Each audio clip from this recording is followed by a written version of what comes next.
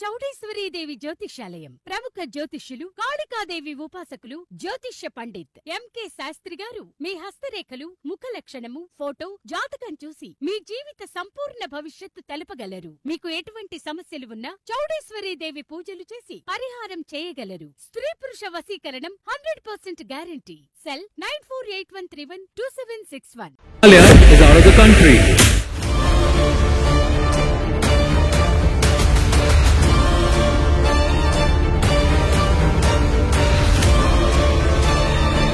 I apologize publicly to everyone for the failure of Television Alliance.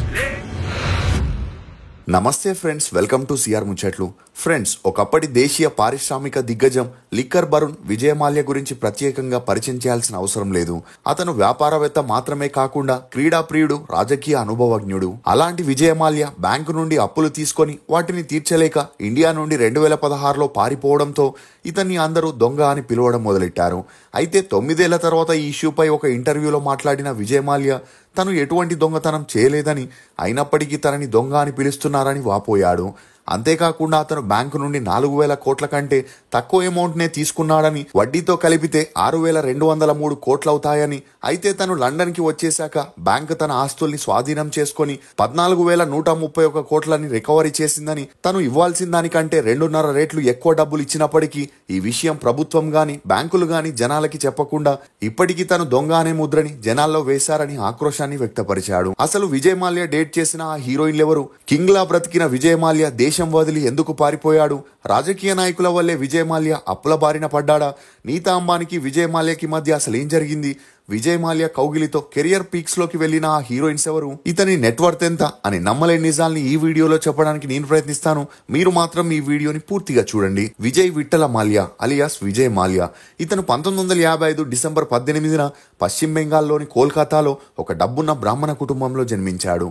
తండ్రి విఠల్ మాల్యా, తల్లి లలితారామయ్య. ఇక విజయ్ మాల్యా తండ్రి విఠల్ మాల్యా కర్ణాటకలోని మంగళూరులో పుట్టి పెరిగిన తన తండ్రి ఇండియన్ ఆర్మీలో ఆఫీసర్ అవ్వడంతో పని నిమిత్తం కోల్కతాకి వెళ్లి సెటిల్ అయ్యారు. ఇక అలా అక్కడే ఇంటర్ వరకు తన స్టడీస్ ని కంటిన్యూ చేసిన విఠల్ మాల్యా ఇంగ్లాండ్ కి వెళ్లి హయ్యర్ స్టడీస్ ని కంప్లీట్ చేసి ఓన్ గా బిజినెస్ చేయాలనుకున్నాడు. ఈ క్రమంలోనే 1946లో లండన్ లో ఉన్న యునైటెడ్ బ్రేవరీస్ లిమిటెడ్ లో వన్ ఆఫ్ ద పార్ట్నర్ గా జాయిన్ అయ్యాడు. అలా అంత పెద్ద లిక్కర్ కంపెనీలో ఎండీగా చేరిన మొదటి ఇండియన్ విఠల్ మాల్యా అవ్వడం గమనార్హం.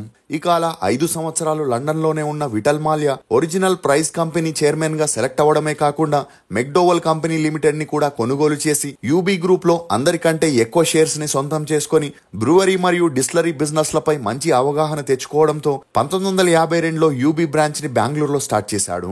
ఇక ఈ క్రమంలోనే విఠల్ మాల్యా 1954లో లలితారామయ్య అనే బిజినెస్ మ్యాన్ కూతుర్ని పెళ్లి చేసుకోగా వీరి అన్యోన్య సంసారానికి గుర్తుగా విజయ్ మాల్యా అనే కొడుకు కూడా జన్మించాడు. కానీ లేడీస్ మ్యాన్ అయిన విఠల్ మాల్యా ఒకవైపు భార్యతో ఉంటూనే విద్య అనే పెళ్ల 2 పిల్లలున్న మహిళతో లివింగ్ టుగెదర్ లో ఉండడంతో ఈ విషయం తెలిసిన మొదటి భార్య లలిత గారు విఠల్ మాల్యాకి విడాకులు ఇచ్చేసింది. దీంతో ఆ తర్వాత విఠల్ మాల్యా విద్యాని పెళ్లి చేసుకుని విజయ్ మాల్యా బాధ్యతల్ని కూడా తనే తీసుకున్నాడు. ఇక అలా కొన్ని రోజులు అన్ని బాగానే సాగిన ఆ తర్వాత హైకోర్టు లాయర్ భార్య అయిన రీతుతో విఠల్ మాల్యాకి ఏర్పడిన మంచి సన్నిహిత్యం కారణంగా రెండో భార్యకి కూడా విడాకులు ఇచ్చేసి మూడో పెళ్లి చేసుకున్న విఠల్ మాల్యాకి విజయ్ మాల్యా తప్ప మరెలాంటి సంతానం కలగలేదు. ఇక ఇదిలా ఉంటే విఠల్ మాల్యా యూబీ గ్రూప్ లో Mysore electrochemical, Kisan products, British paints, Cadbury India, Hindustan polymers అని 30కి పైగా కొత్తగా కంపెనీలని స్టార్ట్ చేసి అవి కూడా సక్సెస్ఫుల్ గా రన్ అవ్వడంతో 1980లోనే 500 కోట్ల నెట్వర్త్ ని కలిగి నెంబర్ 1 బిజినెస్ మ్యాన్ గా ఎదిగాడు. ఇక ఇతనికి ఉన్న ఏకైక సంతానం విజయ్ మాల్యా కావడంతో చిన్నప్పటి నుండి అతన్ని చాలా గారాబంగా పెంచారు. విజయ్ మాల్యా తన స్కూలింగ్ ని కోల్కతాలోని సెయింట్ జేవియర్ స్కూల్లో చదివాడు. చదువుల్లో చురుగ్గా ఉన్న విజయ్ మాల్యా తన తండ్రిలాగే పెద్ద బిజినెస్ మ్యాన్ అవ్వాలనుకునేవాడు. అలా తన బీకామ్ డిగ్రీని పూర్తి చేశాక విజయ్ మాల్యా తన తండ్రితో కలిసి బిజినెస్ లని చూసుకోవడం మొదలెట్టాడు. ఇక అలా విజయ్ మాల్యా బిజినెస్ పని మీద ఇండియా నుండి లండన్ కి తరచూ వెళ్లడం, ఈ క్రమంలోనే ఎయిర్ ఇండియాలో ఎయిర్ హోస్టెస్ గా ఉన్న సమీరా అనే ఆమెను కలవడం, అలా వీరిద్దరికి మంచి పరిచయం పెరిగి ఆ పరిచయం కాస్త నిదానంగా సన్నిహిత్యంగా మారి వీరిద్దరూ ప్రేమలో పడి కలిసిన 5 నెలల్లోనే 1986లో పెళ్లి చేసుకోవడం జరిగింది. అలా వీరి అన్యోన్య సంసారానికి గుర్తుగా 1987 మే 7న సిద్ధార్థ్ మాల్యా అనే అబ్బాయి జన్మించాడు. అలా కొంతకాలం అన్ని బాగానే సాగిన ఆ తర్వాత విజయ్ మాల్యాకి తన కాలేజ్ మేట్ అయిన రేఖాతో మంచి పరిచయం ఏర్పడింది. ఇక రేఖాకి అప్పటికే పెళ్లి 2 అమ్మాయిలుండగా ఈ క్రమంలోనే విజయ్ మాల్యా ఒక పార్టీలో రేఖాని కలవడం, అలా వీరిద్దరికి పెరిగిన మంచి సన్నిహిత్యం కారణంగా కారణంగా ఎఫ్ఐఆర్ పెట్టుకోవడంతో ఈ విషయం రేఖా భర్తకి తెలిసి తనకి విడాకులు ఇచ్చేస్తే మరోవైపు విజయ్ మాల్యా భార్యకి కూడా తెలిసి 1988లో తనకి విడాకులు ఇచ్చేసింది.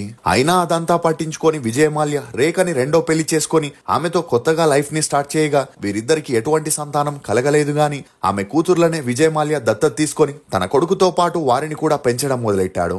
కానీ అమ్మాయిల విషయంలో ఊసరవెల్లిలా రంగులు మార్చే Vijay Mallya model air hostess అయిన పింకీ లాల్వానీతో క్లోజ్ గా ఉంటూ డేట్ చేయడం మొదలెట్టాడు. ఇక ఇదే సమయంలో విఠల్ మాల్యా మరణించడంతో కంపెనీస్ బాధ్యతలు పూర్తిగా విజయ్ మాల్యా చేతిలోకి రాగా వెంటనే తను మల్టీనేషనల్ కంపెనీస్ తో టైఅప్ అయి 60కి పైగా కొత్త కంపెనీస్ ని ఇండియాలో లాంచ్ చేశాడు.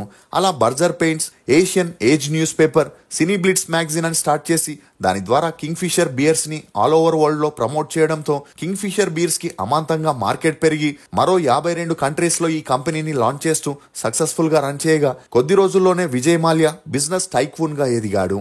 ఇక ఇవే కాకుండా గోవాలో ప్రైవేట్ ఐలాండ్ క్యాసినో క్లబ్ అని స్టార్ట్ చేసి జనాలని అట్రాక్ట్ చేసేందుకు 2003లో కింగ్ ఫిషర్ క్యాలెండ్ మోడల్స్ అనే బ్యూటీ పేజెంట్ ని స్టార్ట్ చేయగా అందులో స్విమ్ సూట్స్ వేసుకున్న మోడల్స్ ఫొటోస్ ని క్యాలెండర్ లో ప్రింట్ చేపించడంతో పాటు ఆ పోటీలో విన్ అయిన మోడల్స్ ని తన ప్రొడక్ట్స్ కి మోడల్ గా చేస్తూ సినిమాల్లో కూడా వారికి ఛాన్స్లు ఇప్పిస్తూ వారితో డేట్ చేస్తుండేవాడు. ఇక అలా 2003లో కింగ్ ఫిషర్ బికినీ మోడల్ పోటీల్లో మొదటిగా కత్రినా కైఫ్, యానా గుప్తా, ఉజ్వల్ అని 30 మందికి పైగా మోడల్స్ పాల్గొనగా ఆ టైంలోనే విజయ్ మాల్యాకి కత్రినా కైఫ్ తో మంచి పరిచయం పెరిగి ఆ పరిచయం కాస్త నిదానంగా సన్నిహిత్యంగా మారి వీరిద్దరూ డేట్ చేయడం మొదలెట్టారు.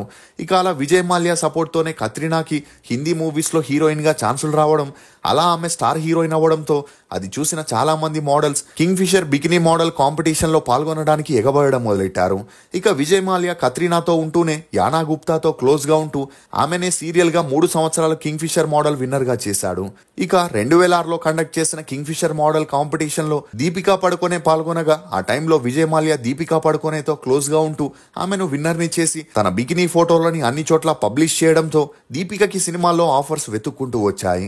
ఇక దీపిక ఒకవైపు విజయ్ మాల్యాతో క్లోజ్ గా ఉంటూనే అతని కొడుకు సిద్ధార్థ్ తో కూడా డేట్ చేయడం, ఆ పిక్స్ కూడా బయటికి రావడంతో అందరూ దీపికని విమర్శిస్తూ డబ్బు కోసం తండ్రి కొడుకులతో కూడా డేట్ చేస్తుందని విమర్శించిన దీపిక మాత్రం అదంతా పట్టించుకోకుండా తన కెరియర్ వైపే దృష్టి పెట్టింది.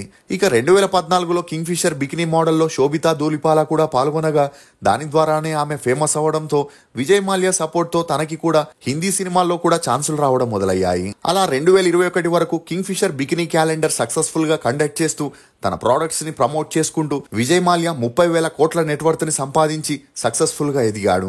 అలా తన బిజినెస్ లతో పాటు తనకున్న పాపులారిటీతో రాజకీయాల్లోకి కూడా ఎంట్రీ ఇచ్చిన విజయ్ మాల్యా కర్ణాటకలోని జేడీఎస్ పార్టీలో చేరి 2002లో మరియు 2010లో ఎంపీగా తన బాధ్యతల్ని కూడా నిర్వహించాడు. ఇక ఈ క్రమంలోనే ఎయిర్లైన్స్ కి ఇండియాలో మంచి స్కోప్ ఉండడం, దానివల్ల చాలా మంది ప్రాఫిట్స్ చేసుకుంటుండడం చూసిన విజయ్ మాల్యా తను కూడా తన బ్రాండ్ కింగ్ ఫిషర్ పేరు మీదుగా 2003లో ఎయిర్లైన్ ని స్టార్ట్ చేసి ఇప్పటి వరకు ఏ ఎయిర్లైన్ ఇవ్వలేనంత లగ్జరీ ఫెసిలిటీస్ ని అందించడంతో ఏ క్లాస్ పీపుల్స్ అందరూ కింగ్ ఫిషర్ ఎయిర్లైన్స్ ని చూస్ చేసుకోవడం మొదలెట్టారు.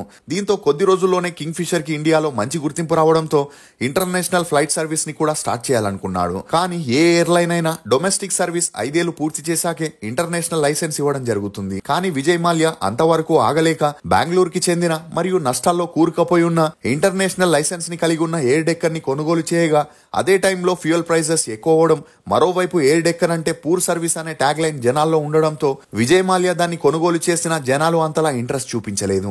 అయినా కూడా వచ్చిన 10-15 ప్యాసింజర్ల కోసం ఫ్లైట్స్ ని ఇంటర్నేషనల్ ట్రిప్ కి పంపించడంతో ఎయిర్ డెక్కర్ వల్ల భారీగా నష్టాలు వచ్చి కింగ్ ఫిషర్ ఎయిర్లైన్ లో వచ్చిన డబ్బుల్ని ఇందులో ఇన్వెస్ట్ చేయగా ఒక స్టేజ్ లో కింగ్ ఫిషర్ ఎయిర్లైన్ స్టాఫ్ కి కూడా శాలరీ ఇవ్వడానికి బ్యాంక్ లో అప్పు చేసే పరిస్థితి వచ్చింది. అలా రోజులు గడుస్తున్న కొద్దీ ఈ 2 ఎయిర్లైన్స్ బాగా నష్టాల్లోకి వెళ్లడంతో సరైన సమయానికి జీతాలు ఇవ్వని కారణంగా స్టాఫ్ జాబ్స్ కి వెళ్లకుండా స్ట్రైక్ చేయడంతో డీజీసీఏ విజయ్ మాల్యా లైసెన్స్ ని క్యాన్సిల్ చేసి స్టాఫ్ అందరికీ శాలరీస్ ని క్లియర్ చేయాలని చెప్పిన అప్పటికే బ్యాంక్ నుండి 2,000 కోట్ల అప్పు అవ్వడంతో ఎయిర్లైన్స్ బిజినెస్ తనకి అచ్చి రావట్లేదని విజయ్ మాల్యా 2012లో ఎయిర్లైన్ బిజినెస్ లను పూర్తిగా క్లోజ్ చేశాడు. ఇక అలా ఎయిర్లైన్ బిజినెస్ ఫ్లాప్ అవడంతో ఐపీఎల్ లోకి ఎంట్రీ ఇచ్చిన విజయ్ మాల్యా తన ప్రొడక్ట్స్ ని ప్రమోట్ చేయడం కోసం రాయల్ ఛాలెంజ్ బెంగళూరు టీం ని కొనుగోలు చేయగా ప్రతి మ్యాచ్కి కత్రినా కైఫ్, యానా గుప్తా, శిల్పా శెట్టి, సుష్మితా సేన్, ఈషా గుప్తా, నర్గిస్ ఫక్రీ లాంటి హీరోయిన్లతో కలిసి స్టేడియంలోకి రావడం, వారికి లైవ్ లోనే కిస్లు, హగ్లు ఇవ్వడంతో అది చూసిన విజయ్ మాల్యా రెండో భార్య కూడా విజయ్ మాల్యాకి విడాకులు ఇచ్చేసింది. ఇక అలా 2008 నుండి ఐపీఎల్ స్టార్ట్ అయిన ఆర్సీబీ 2024 వరకు ఒక్క మ్యాచ్ కూడా విన్ అవ్వకపోవడం, ఆ టీం ని మెయింటైన్ చేయడానికి మరియు ఇతర బిజినెస్ లని డెవలప్ చేయడానికి విజయ్ మాల్యా రాజకీయ నాయకుల సహాయంతో ఇండియాలో ఉన్న వేరియస్ బ్యాంకుల నుండి అప్పులు తీసుకొని అందులో కొంత డబ్బుని రాజకీయ నాయకులకిస్తూ వారితో మంచి సంబంధాలని కలిగి ఉండేవాడు. ఇక ఈ క్రమంలోనే తిరుమల వెంకటేశ్వర స్వామికి 3 కిలోల బంగారు ఇటుకల్ని, కుక్కి సుబ్రహ్మణ్య స్వామికి 5 కోట్లు పెట్టి బంగారు తలుపుల్ని చేపించడంతో అప్పట్లో ఈ న్యూస్ హల్చల్ అయింది. ఇక ఇదిలా ఉంటే విజయ్ మాల్యా ఒకసారి ఐపీఎల్ ఆక్షన్ కి వెళ్ళినప్పుడు నీతా అంబానీని కలవడం, అలా వీరిద్దరూ హక్ చేసుకున్న ఫోటోలు బయటికి రావడంతో విజయ్ మాల్యా తన భార్యతో అంతలా క్లోజ్ గా ఉండడం చూసి తట్టుకోలేని ముఖేష్ అంబానీ విజయ్ మాల్యాపై కోపం పెంచుకొని తనకి బుద్ధి చెప్పాలనుకున్నాడు.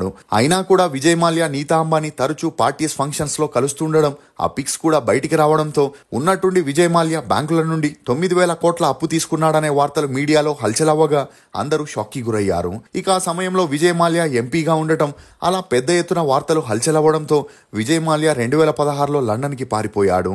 దీంతో అప్పటి వరకు తను సంపాదించుకున్న పేరు, హోదాని పోగొట్టుకున్న, అప్పటికే లండన్లో ఇల్లు, ఆస్తులు, బిజినెస్లని ఏర్పరచుకొని అక్కడే సెటిల్ అవ్వడం, అదే సమయంలో మోడల్, ఎయిర్ హోస్టెస్ అయిన పింకీ లల్వానీని తన 62వ ఏటకి 3వ పెళ్లి చేసుకుని విజయ్ మాల్యా లండన్లోనే సెటిల్ అయ్యాడు. అలా 9 ఏళ్ల నుండి విజయ్ మాల్యా ఇండియాకి రాకపోవడంతో తన ఆస్తుల్ని కూడా బ్యాంకులు జప్తు చేసుకోగా విజయ్ మాల్యాకి ఇండియాతో ఉన్న సంబంధాలు తెగిపోయాయని, ఇక ఎప్పటికీ అతను తిరిగి ఇండియాకి రాడని అందరూ అనుకున్నారు. కానీ రీసెంట్గా ఒక యూట్యూబ్ ఛానల్కి ఇచ్చిన ఇంటర్వ్యూలో విజయ్ మాల్యా తను బ్యాంక్స్ నుండి తీసుకున్న అప్పుని తీర్పించేశానని చెప్పి అందరికీ షాక్ ఇచ్చాడు. దీంతో విజయ్ మాల్యా మళ్ళీ ఇండియాకి వచ్చి యథావిధిగా తన బిజినెస్లని కొనసాగిస్తాడా లేక లండన్లోనే సెటిల్ అవుతాడా అనేది చూడాలి. మరి మీరు విజయ్ మాల్యా గురించి ఏమనుకుంటున్నారో మీ అభిప్రాయాన్ని కమెంట్ సెక్షన్లో తప్పకుండా తెలియజేయండి. మేము చేసిన ఈ వీడియో మీకు నచ్చినట్లయితే ఒక లైక్ ద్వారా మీ సపోర్ట్ని మాకు తెలియజేయండి. For more interesting videos please subscribe to CR Muchatlu. Thank you.